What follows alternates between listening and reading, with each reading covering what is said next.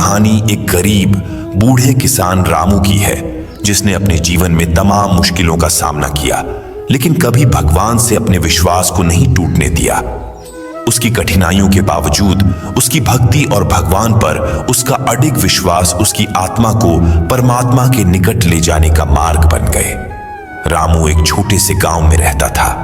वह बहुत गरीब था, लेकिन उसने कभी अपने हालात को अपनी आत्मा पर हावी नहीं होने दिया। वह अपने खेतों में कड़ी मेहनत करता था, लेकिन फसल अक्सर बारिश और तूफान के कारण बर्बाद हो जाती थी। फिर भी रामू भगवान कृष्ण की भक्ति में लीन रहता था।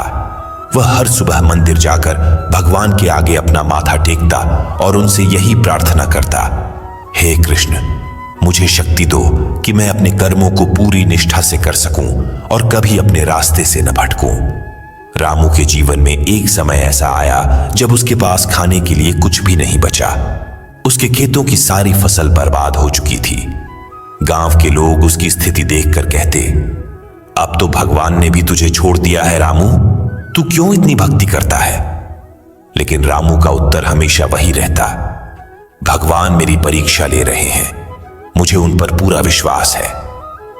एक दिन रामू अपने खेतों में बैठा उदास मन से भगवान से बातें कर रहा था। हे कृष्ण, मैं जानता हूं कि आप मेरी परीक्षा ले रहे हैं, पर मेरी आत्मा कभी हार नहीं मानेगी। उसी समय गांव के जमींदार का एक सेवक रामू के पास आया और कहा, जमींदार साहब ने तुम्हें आज अपने घर बुलाया है। रामू को यह जानकर हैरानी हुई। उसने सोचा कि आखिर जमींदार क्यों उसे बुला रहे हैं, लेकिन वह अपने भगवान पर विश्वास करते हुए जमींदार के घर चल पड़ा। जमींदार ने उसे देखते ही कहा, रामू, मैंने सुना है कि तेरी फसल बर्बाद हो गई है। मुझे यह जानकर दुख हुआ, लेकिन मैंने तुझे हमेशा भगवान कृष्ण की भक्ति करते देखा है। मैं तुझे कुछ जमीन देना चाहता हूं जहां तू फिर से खेती कर सके। मैं तुझ पर विश्वास करता हूं कि तू इस जमीन का सही उपयोग करेगा। यह सुनते ही रामू की आंखों में आंसू आ गए। उसने भगवान को धन्यवाद दिया और कहा, हे कृष्ण, मुझे आप पर हमेशा विश्वास था। आपने मेरी आत्मा की पुकार सुन ली। रामू को नई जमीन मिल गई और उसने अपनी पूरी मेहनत और निष्ठा से काम करना शुरू किया। कुछ ही समय में उसकी फसल अच्छी हुई और उसकी जिंदगी में खुशियां लौट आईं। अब गांव के लोग उसकी तारीफ करते और कहते, रामू, तेरी भक्ति और मेहनत ने तुझे फल दिया है। रामू मुस्कुराता और कहता, यह सब भगवान कृष्ण की कृपा है। मैंने केवल अपने कर्म किए और भगवान पर विश्वास रखा। समय बीतता गया, रामू बूढ़ा हो गया, लेकिन उसकी भक्ति और भगवान पर उसका विश्वास कभी कमजोर नहीं हुआ। एक दिन जब रामू अपने अंतिम समय में था, उसने भगवान कृष्ण के दर्शन किए। भगवान ने कहा, रामू, तूने हमेशा मुझ पर विश्वास रखा और अपने कर्मों को निष्ठा से किया। तेरी आत्मा अब इस शरीर के बंधन से मुक्त होने के लिए तैयार है। रामू ने आंखें बंद कर लीं और भगवान के चरणों में समर्पित हो गया। उसकी आत्मा ने परमात्मा से मिलन किया और उसे मोक्ष की प्राप्ति हुई। गांव में उसकी भक्ति और निष्ठा की कहानी हमेशा याद की जाने लगी। रामू की यह कहानी हमें यह सिखाती है कि चाहे जीवन में कितनी भी कठिनाइयां आएं, अगर हम अपने कर्मों को ईमानदारी और निष्ठा से करते हैं और भगवान पर अडिग विश्वास रखते हैं, तो हमारी आत्मा अंततः परमात्मा से मिलन करती है। यह कहानी जीवन की सच्चाई को दर्शाती है कि केवल भक्ति और कर्म ही आत्मा को मोक्ष की ओर ले जाते हैं। भगवान श्री कृष्ण, जिन्हें योगेश्वर और जगत गुरु के रूप में जाना जाता है, उन्होंने सदियों से मानवता को सत्य और धर्म के मार्ग पर चलने के लिए प्रेरित किया है।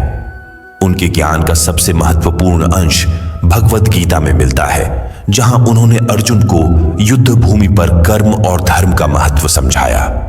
श्री कृष्ण ने आत्मा की शाश्वतता और उसके परमात्मा से संबंध पर गहन विचार प्रस्तुत किए, जो हर व्यक्ति के जीवन के लिए अमूल्य हैं। भगवत गीता के अनुसार आत्मा अजर अमर है। आत्मा का न कोई जन्म है और न ही कोई मृत्यु। यह सत्य मानव जीवन को गहराई से प्रभावित करता है, क्योंकि हमें यह समझना चाहिए कि हमारा यह भौतिक शरीर एक वाहन मात्र है, जिसमें आत्मा निवास करती है। जब शरीर नष्ट हो जाता है, आत्मा अमर रहती है और अपनी यात्रा को जारी रखती है। इसका लक्ष्य है परमात्मा से मिलन। भगवान श्री कृष्ण ने गीता में अर्जुन को समझाया कि जैसे व्यक्ति अपने पुराने वस्त्रों को छोड़कर नए वस्त्र धारण करता है, वैसे ही आत्मा भी पुराने शरीर को छोड़कर नया शरीर धारण करती है। यह जीवन का एक चक्र है जो तब तक चलता रहता है जब तक आत्मा अपने अंतिम लक्ष्य अर्थात परमात्मा से मिलन तक नहीं पहुंच जाती। यही आत्मा की सच्ची यात्रा है और यही उसका अंतिम ध्येय है। जीवन का हर दिन आत्मा की यात्रा का हिस्सा है, परंतु अधिकांश लोग इसे समझने में असफल रहते हैं। श्री कृष्ण ने गीता में यह बताया है कि आत्मा को भौतिक जगत से मुक्त होकर दिव्यता की ओर अग्रसर होना चाहिए। भौतिक बंधनों का अर्थ है लालच, मोह, क्रोध और अहंकार। ये सारे तत्व आत्मा को उसके लक्ष्य से दूर कर देते हैं। आत्मा का परमात्मा से मिलन तभी संभव है जब वह इन बंधनों से मुक्त हो और अपनी वास्तविक स्थिति को पहचान सके। जीवन का हर क्षण एक अवसर है जिसमें हम अपनी आत्मा को परिष्कृत कर सकते हैं। इसके लिए सबसे महत्वपूर्ण है हमारे कर्म। भगवान श्री कृष्ण ने गीता में कर्म योग का सिद्धांत दिया, जिसमें उन्होंने कहा कि आत्मा को अपने कर्मों से मुक्त करना है। कर्म ऐसे होने चाहिए जो निष्काम हो, अर्थात फल की चिंता किए बिना किए जाएं। ऐसे कर्म आत्मा को शुद्ध करते हैं और उसे परमात्मा के निकट ले जाते हैं। भगवान श्री कृष्ण ने गीता में कर्मण्येवाधिकारस्ते मा फलेषु कदाचन कहा, जिसका अर्थ है कि मनुष्य को केवल कर्म करने का अधिकार है, लेकिन फल की अपेक्षा नहीं करनी चाहिए। यही सिद्धांत आत्मा को उसकी यात्रा के अगले चरण की ओर ले जाता है। जीवन में हर व्यक्ति को कर्म करना चाहिए, परंतु उन कर्मों के परिणाम की इच्छा किए बिना। ये निष्काम कर्म ही आत्मा को मोक्ष की ओर ले जाता है। मोक्ष आत्मा की उस अवस्था का नाम है जब वह परमात्मा से मिलन करती है। इस मिलन में कोई शारीरिक या मानसिक बंधन नहीं होते। यह एक शुद्ध अवस्था है जहां आत्मा पूर्ण शांति और आनंद प्राप्त करती है। जब आत्मा अपने कर्मों को त्याग कर भगवान के प्रति समर्पित हो जाती है, तब उसे मोक्ष की प्राप्ति होती है। श्री कृष्ण ने गीता में भक्ति को आत्मा और परमात्मा के बीच का सेतु बताया है। भक्ति का अर्थ केवल पूजा अर्चना करना नहीं है, बल्कि यह आत्मा की उस अवस्था को इंगित करता है जहां वह परमात्मा में लीन हो जाती है। जब व्यक्ति भगवान की भक्ति करता है तो उसकी आत्मा धीरे धीरे शुद्ध होती है और उसके भीतर भगवान के प्रति समर्पण और प्रेम की भावना जागृत होती है। श्री कृष्ण ने अर्जुन को बताया कि जब व्यक्ति अपने सारे अहंकार, लोभ और मोह को त्याग कर भगवान के चरणों में समर्पित हो जाता है, तब उसे परम शांति प्राप्त होती है। यह भक्ति ही वह साधन है जो आत्मा को परमात्मा के निकट लाती है। जब आत्मा परमात्मा के प्रति पूर्ण भक्ति में समर्पित हो जाती है, तो उसे मोक्ष की प्राप्ति होती है और वह परमात्मा से मिलन करती है। माया, जो इस संसार की सारी भौतिक वस्तुओं और सुखों का प्रतीक है, आत्मा को उसके वास्तविक उद्देश्य से भटका देती है। भगवान श्री कृष्ण ने गीता में माया को आत्मा की सबसे बड़ी बाधा बताया है।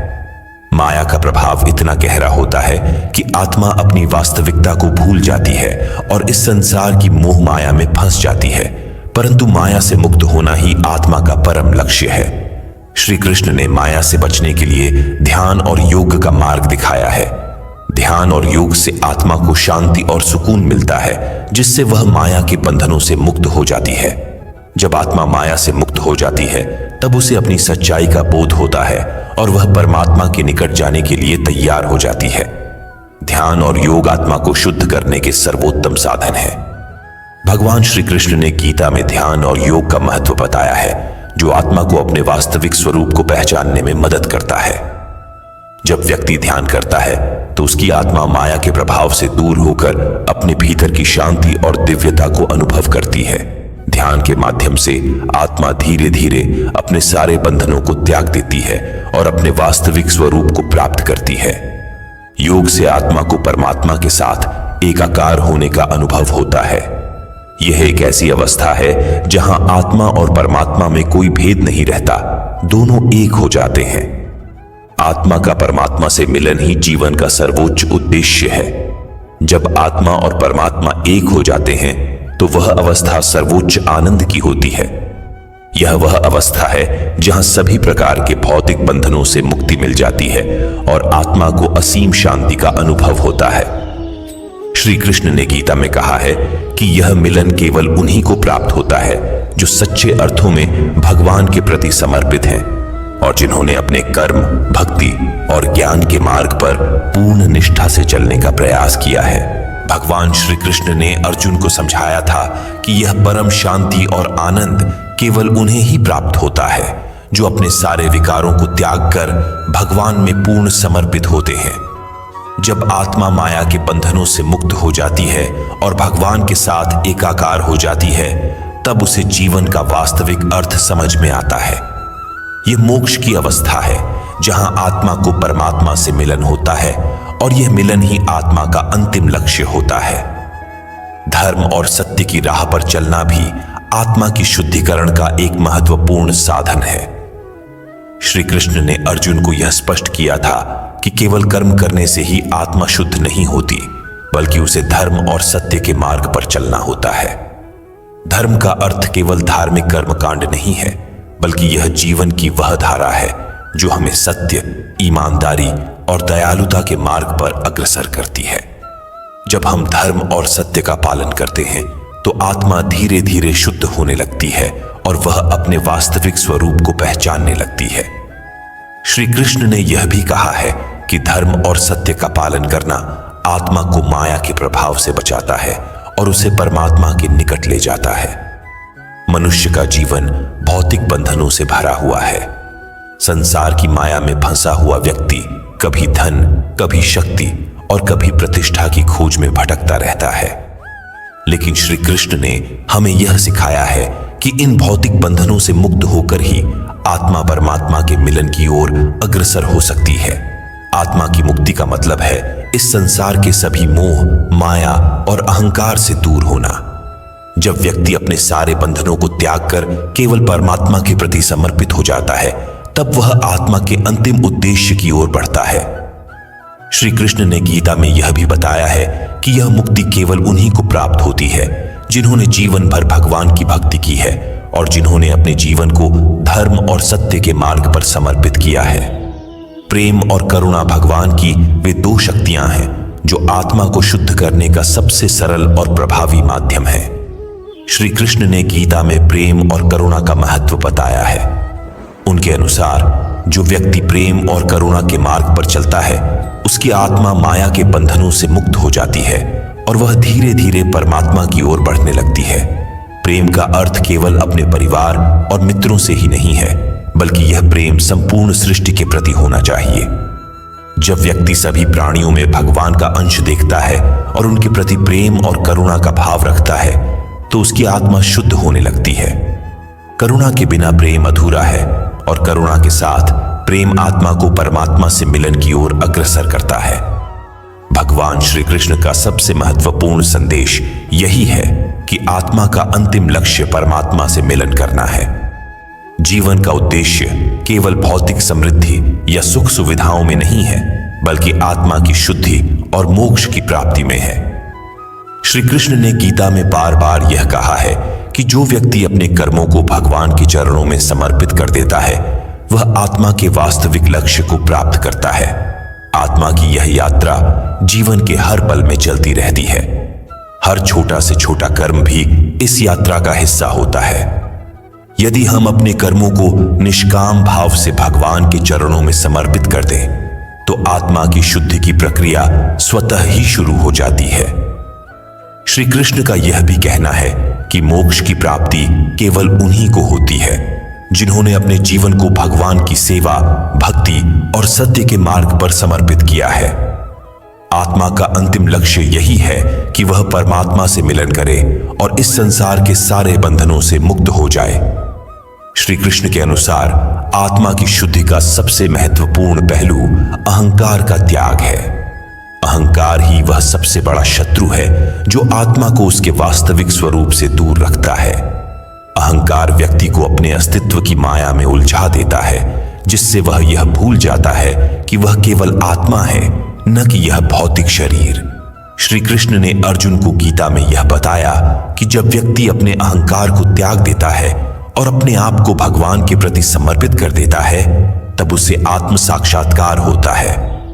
आत्म साक्षात्कार का अर्थ है आत्मा का अपने असली स्वरूप को पहचानना। जब आत्मा अपने आप को शरीर और भौतिक जगत से अलग समझती है, तब उसे परमात्मा के प्रति समर्पण का अनुभव होता है। यही आत्मा की पवित्रता की अवस्था है, जहां अहंकार का कोई स्थान नहीं होता। भगवद गीता के संदेश के अनुसार आत्मा की उन्नति के लिए आध्यात्मिक साधना अत्यंत महत्वपूर्ण है। साधना के बिना आत्मा अपने भीतर की शक्तियों को नहीं पहचान सकती और न ही वह अपनी यात्रा को सही दिशा में ले जा सकती है। श्री कृष्ण ने ध्यान, योग और भक्ति को साधना के महत्वपूर्ण अंग बताया है, जो आत्मा को उसकी दिव्यता तक पहुंचाते हैं। जब व्यक्ति अपने भीतर साधना के माध्यम से आत्मशक्ति और आत्म साक्षात्कार का विकास करता है, तब उसकी आत्मा शुद्ध और शक्तिशाली हो जाती है। साधना के बिना आत्मा इस संसार के बंधनों में उलझी रहती है और अपने वास्तविक लक्ष्य से दूर हो जाती है। श्री कृष्ण ने गीता में यह स्पष्ट किया कि आत्मा अजेय और अजर अमर है। जीवन और मृत्यु केवल शरीर के लिए होते हैं, आत्मा के लिए नहीं। मृत्यु केवल इस शरीर का अंत है, आत्मा का नहीं। आत्मा मृत्यु के बाद भी अपनी यात्रा जारी रखती है और वह केवल नए शरीर को धारण करती है। श्री कृष्ण ने यह बताया कि जीवन और मृत्यु का यह चक्र तब तक चलता रहेगा जब तक आत्मा मोक्ष प्राप्त नहीं कर लेती। मोक्ष की प्राप्ति तब होती है जब आत्मा परमात्मा से मिलन कर लेती है। यह मिलन उसे जन्म और मृत्यु के चक्र से मुक्त कर देता है और आत्मा को उसकी शाश्वत शांति और आनंद की ओर अग्रसर करता है। श्री कृष्ण ने गीता में यह भी कहा है कि आत्मा का उद्धार केवल परमात्मा की कृपा से ही संभव है। जब व्यक्ति भगवान की भक्ति में लीन हो जाता है और अपने सारे कर्मों को भगवान के प्रति समर्पित कर देता है, तब उसे परमात्मा की असीम कृपा प्राप्त होती है। यह कृपा आत्मा को उसकी यात्रा में मार्गदर्शन करती है और उसे परमात्मा की ओर बढ़ने में सहायता प्रदान करती है। भगवान की कृपा से आत्मा के सारे दोष, विकार और बंधन दूर हो जाते हैं। यह कृपा आत्मा को उस शुद्ध अवस्था में ले जाती है जहां वह परमात्मा से मिलन कर सके। जब भगवान की कृपा से आत्मा परमात्मा के साथ एकाकार होती है, तब उसे मोक्ष की प्राप्ति होती है। आत्मा का परमात्मा से मिलन ही जीवन का अंतिम सत्य है। इस संसार के सारे सुख दुख, भोग विलास और मोह माया केवल अस्थाई हैं। आत्मा का वास्तविक उद्देश्य इन भौतिक सुखों और दुखों से परे जाकर परमात्मा से मिलन करना है। श्री कृष्ण ने गीता में यह कहा है कि जो व्यक्ति अपने जीवन को भगवान के प्रति समर्पित करता है और अपने कर्मों को निष्काम भाव से करता है, वही आत्मा अपने अंतिम लक्ष्य की ओर अग्रसर होती है। जब आत्मा परमात्मा से मिलन कर लेती है, तब उसे अनंत शांति, सुख और आनंद प्राप्त होता है। यह मिलन आत्मा की यात्रा का अंतिम पड़ाव है, जहां उसे मोक्ष की प्राप्ति होती है। भगवान श्री कृष्ण का गीता में दिया गया संदेश हमें यह सिखाता है कि आत्मा का अंतिम लक्ष्य परमात्मा से मिलन है। यह मिलन तभी संभव है जब हम अपने जीवन को भगवान के प्रति समर्पित करें, अपने कर्मों को निष्काम भाव से करें और भक्ति, ध्यान और साधना के मार्ग पर चलें। आत्मा की यह यात्रा जीवन की सबसे महत्वपूर्ण यात्रा है, जो हमें इस संसार के भौतिक बंधनों से मुक्त कर परमात्मा की दिव्यता और शांति तक ले जाती है। जब आत्मा और परमात्मा एक हो जाते हैं, तभी आत्मा को सच्ची शांति और आनंद की प्राप्ति होती है। श्री कृष्ण का यह ज्ञान हमें प्रेरित करता है कि हम अपने जीवन को सही दिशा में ले जाएं और आत्मा के अंतिम लक्ष्य को प्राप्त करें। यही आत्मा की सच्ची यात्रा है और यही जीवन का अंतिम सत्य। अगर आपको हमारी यह कहानी पसंद आई हो और इससे आपको कुछ प्रेरणा मिली हो, तो कृपया हमारे चैनल अजय हिंदी कहानियों को सब्सक्राइब करें। हम इसी तरह की और भी प्रेरणादायक कहानियां आपके लिए लेकर आते रहेंगे। वीडियो को लाइक और शेयर करना न भूलें, ताकि और लोग भी इन कहानियों से कुछ सीख सकें। भगवान श्री कृष्ण का आशीर्वाद आप सब पर बना रहे। धन्यवाद।